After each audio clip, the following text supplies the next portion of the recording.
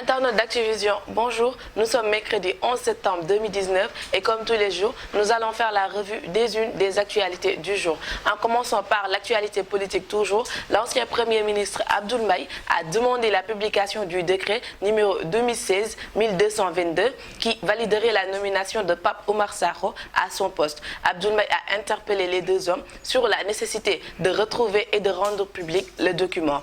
Dialogue politique, le président du mouvement Tekki, Mamadou Lamine Diallo, a révélé les deals du chef de l'État à propos de ce dialogue. Selon lui, le premier consiste à amener le PDS au dialogue national en échange d'une amnistie pour Karim Wade. Secondo, convaincre les khalifistes à prendre part au dialogue en échange d'une grâce pour Khalifa Sall. Le dernier deal est de convaincre Idrissa Seck à participer en échange d'une poste de chef de l'opposition avec à la clé un budget de 2 milliards. Mais il semblerait que les deux premiers deals ne sont pas validés par les partis concernés.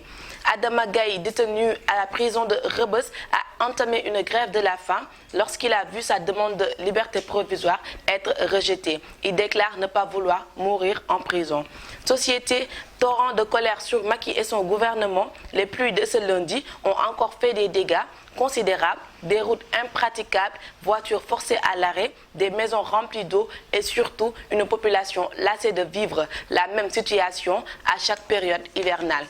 Société toujours, interdiction du port du voile à l'institution Sainte Jeanne d'Arc. L'État menace de fermer l'école s'ils ne reviennent pas à de meilleurs sentiments. Serigne Mbaye Sy Mansour, khalife général des Tidjanes, s'est prononcé sur l'affaire. Pour lui, l'école n'a pas de respect, encore moins de la considération pour le Sénégal. Il a aussi déploré le silence des autorités et des députés face à cette affaire. Le paiement des bourses familiales qui a été suspendu depuis la réélection du président Macky Sall est effectif depuis le 5 septembre dernier sur l'étendue du territoire national. Actuellement, plus de 300 000 ménages vulnérables bénéficient d'une bourse de 25 000 par trimestre. On va terminer avec sport. CAN 2019, le sélectionneur national Aliou Cissé a publié son rapport post-CAN où il parle individuellement des joueurs et des défaites du Sénégal face à l'Algérie.